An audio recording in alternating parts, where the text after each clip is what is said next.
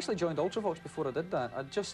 I was in the middle of the first Visage album, and Ultravox had already done 3 or 4 rehearsals, and in those 3 or 4 rehearsals, it'd been the sort of most creative period in my life, I think. We'd written 4 or 5 potential songs for the first Ultravox album, so the whole feeling for Ultravox was very good.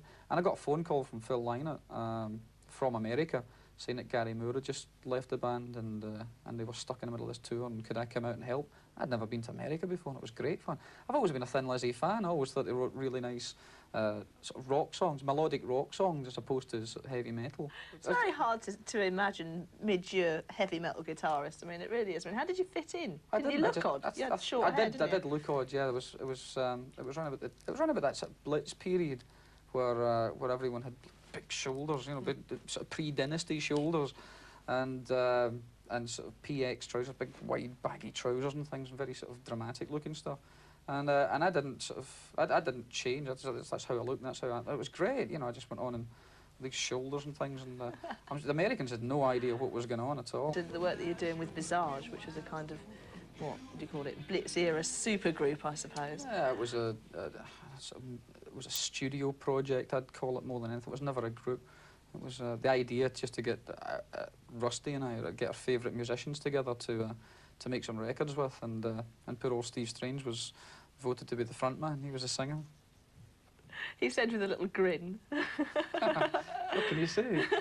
Well, I don't know. How do you look back on it? Oh, and is it true? I've always wanted to ask you this. I remember hearing a story at the time that the singing was actually a sort of blend of Steve Strange's voice and your voice, but mostly your voice, because you could sing and he couldn't. It wasn't really a blend. There was certain parts of it. I did all the harmony parts and things, because it was very difficult for Steve to do, because he's not really a singer. And Steve found it very difficult to sing a melody. You'd sing a melody to him, they couldn't sing you the melody back. He'd sing something that, you know, resembled the dying cries of a gorilla. And the only way he could actually sing the song in tune was if I sang the song first, and he heard me singing it back in the headphones, and automatically he come out with the same sort of rough melody. So that was the way we did it, but it was never my voice on the records, really. When did you actually first get involved in the making of them? I mean, beyond appearing in them? It was after meeting Russell Mulcahy, who directed the first 4 Ultravox videos. We did a video called Passing Strangers, which was the first single, I think. Oh no, it was the second single that Ultravox released, but the first one we did a video for. And that was the first sort of concept video we came up with. We met up with Russell and we talked through the sort of image ideas, the visual imagery that we wanted to use. We wanted to shoot on film, we didn't want it on video. We wanted most of it in black and white. We wanted to crop the screen, which was unheard of at the time. We cropped the top and bottom of the screen to make it sort of, you know, CinemaScope. And all those elements that we had, you know, sort of the mystery movie chase sequence, lots of backlight and lots of smoke, make it very sort of dramatic, like an old 1940s, 1930s movie. And that's exactly what we achieved.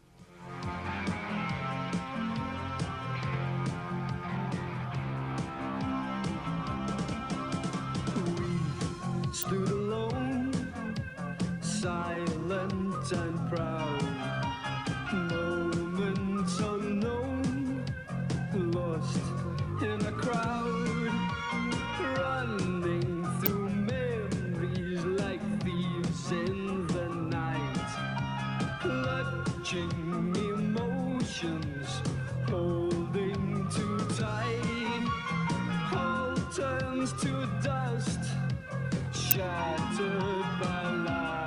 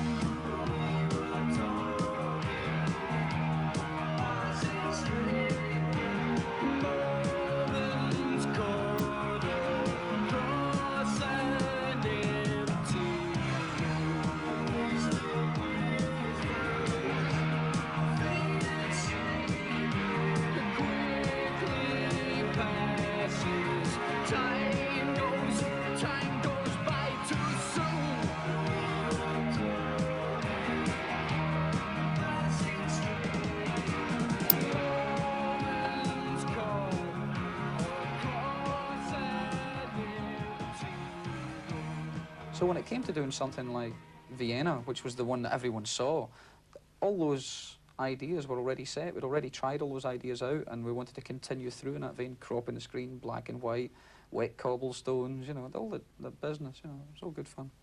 You developed an image at that sort of time of, what do you call it, a boulevardier, a very dashing sort of character with a little moustache and everything, didn't you? Yeah, second-hand car salesman, yeah. Yeah, that was me, yeah. I don't know where it came from either. I think it was just, it was boredom looking at myself.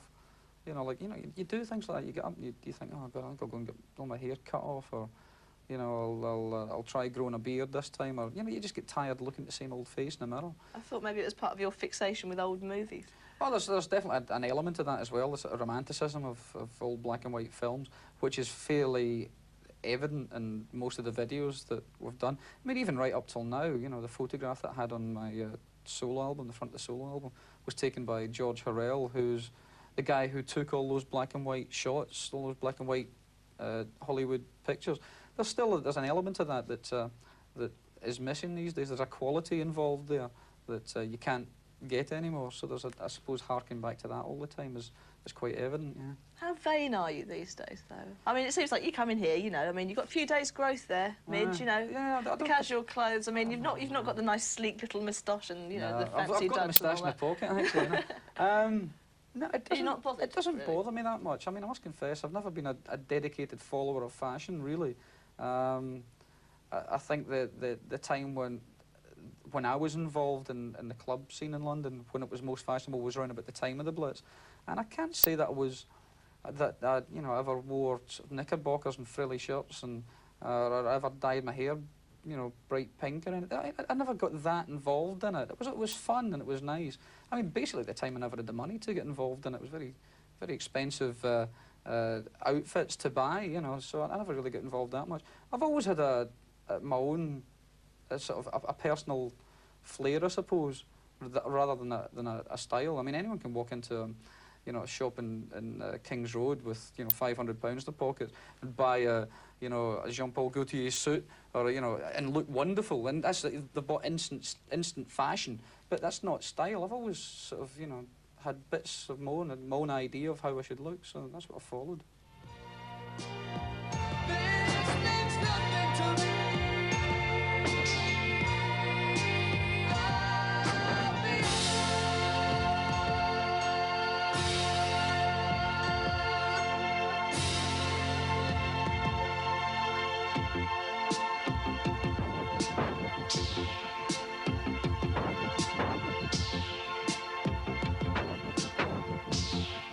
You're directing, then? I mean, you're actually moving to directing videos yourself. I mean, that took you beyond working just on the Ultravox ones. After working with Russell in the first 3 or 4, Chris Cross, the bass player in Ultravox, and myself wanted to try our hand at directing. And the first vehicle, I mean, the obvious vehicle that we had there already was Visage. Visage were having a sort of run of success, and as I was one of the sort of musical maestros behind it, and the record producer as well, that I said to the record company that I should have a crack at doing the video, because a lot of what Steve and Rusty and I wanted to present on film wasn't quite coming across with the previous videos. So they gave us a chance to do it. So we did some Visage ones. No, it wasn't. Fade to Grey was done by Godley and Crane. That was one of the first attempts at doing other people, I think. It was very good. I mean, their videos were great, but it just wasn't quite what Steve wanted to do. When I saw Steve sitting on a rocking horse, I thought it was a bit odd. I thought it was very, very bizarre and didn't quite suit him. It hit too close to home, I think. So the idea was, no, we did The Damn Don't Cry, and we did the track Visage as well. So that was more in the vein of how we thought Visage should be presented on. 3 asked us to do a video really saying something. I think it was the one they did with Bananarama, because they had seen some of the Ultravox videos, and wanted us to have a crack at it. And it was good fun. The funny thing is actually trying to put their personalities into a bit of film. It's easy with Bananarama because they're meant to be sort of fun-loving, sort of giggly girls and things. So it's all very light and fluffy. But it's difficult with, it was difficult with Fun Boy 3 because Terry was always, he's so quiet and shy and, you know, don't talk to me too loudly because, you know, I might just crack up. And it's difficult because you know what they wanted to put across, but he's a very sort of quiet person. He's the exact opposite of what you think Fun Boy 3 were trying to portray. So trying to come up with ideas that would involve the whole band and try and get something light and fluffy and that was fun and interesting to watch was good for us to do, because up until then we'd always done these really sort of pole-faced, serious, you know, melodramas, you know, and it was good to do something that was light and interesting. It really looked like fun, didn't it? I mean, it wasn't too polished or anything, which was Not great. at all. It was very scrappy. In fact, I mean, it was good, but I mean, it actually did capture a bit of an atmosphere. It was Into looking at all the Ultravox and Midge Ure videos, and there are quite a lot of them in the Music Box archives. Came upon this strange little item that you did with Mick Kahn. Oh yeah. After a fashion. Yeah, that's right. Yeah, Lawrence of Chiswick. Yeah, we decided we thought it would be great. We did a single together after a fashion, and we thought it would be great if we could possibly wangle somehow to get out to Egypt and do a bit of filming in Egypt. And that's exactly what we did. We managed to get in touch with the Egyptian tourist board, and they got us cheap flights and cheap hotels, and they took us around all the place. So we did it on a shoestring budget, but it's a bit of a sort of grandiose epic in a way. You know, it's very odd, isn't it? Two boys in the middle of the desert cover themselves in water. Not really up to your usual standards. I enjoyed it. I thought it was quite fun. It was very there was no storyline to it at all. It was just it was a series of images that just looked quite nice, and it got us out to Egypt for a while. I don't think anybody ever saw it. Don't speak to me of changing scenes or what you saw in magazines. I've watched you change and follow every move.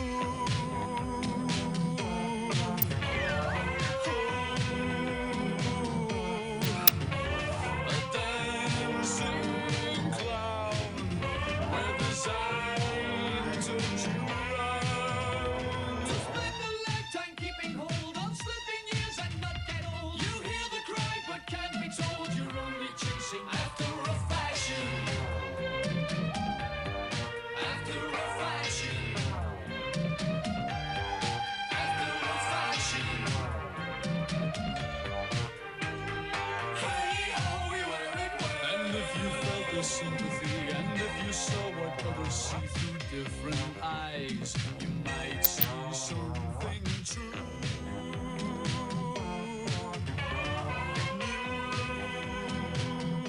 After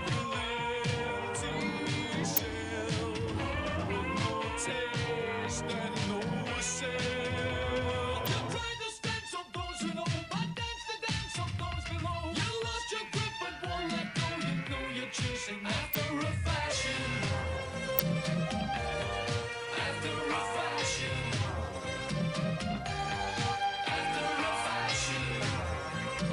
fashion. Hey, oh, we wear it well. After a fashion.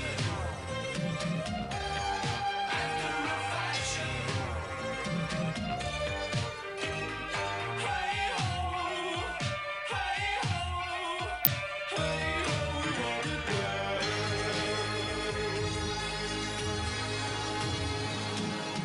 Now, we have to talk, of course, about Band-Aid and all that stuff.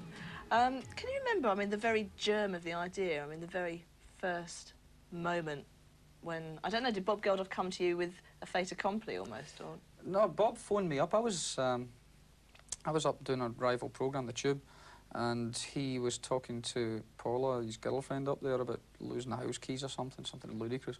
And she happened to mention was on the show, so I went on the phone and he chatted away and he said he'd just seen the documentary, and I'd just seen the documentary, the first one that was shown, and he said he wanted to do something about it, and he had spoken to Gary Kemp, and who said he would do whatever was necessary, and he'd spoke to Sting, who said he would do whatever's necessary, but he asked me if I would help him if he wanted to write a song or something. You know, could we write a song together? Could I help him in any way at all? And I said yeah. So after a couple of days, we got together, and he had a sort of an outline of a song on acoustic guitar, which sounded like, you know, Horse with No Name or something. It sounded like this old hippie thing, and I had written a piece of music that I thought would suit, being a Christmassy thing, which to him sounded like Dam Busters or Z Cars or something. And we managed to merge these two ideas together from sort of opposite ends of the musical spectrum. We managed to merge these two ideas and write some bits in the middle and alter bits and pieces. And then I set about recording the track in my studio, while Bob sat on my phone most of the time and phoned up, you know, artists all over the world saying, you know, you've got to come here and help us record this thing. So that's exactly how it started. The unfortunate thing is, it's probably the song that I'll be remembered for when I die, and it's not the best thing I've ever written, I must confess. It was written, it's very difficult to write something about a specific subject like that, very dodgy subject, and not make it sound crass and commercial. But it's got to sound commercial in a certain way that it's going to appeal to a mass of people, not a certain type of person or a certain area, but everyone. Appeal from like 5-year-olds to 95-year-olds, because that's what we had to get in order to make the whole thing work. The object was, don't make a brilliant record, touch people, get their money. That was the main thing, and that's exactly what we set out to do. Now, of course, yeah, when you do hear the record, you get very nostalgic about the whole thing, and you do get a lump in the throat. So it's achieved what it was supposed to achieve.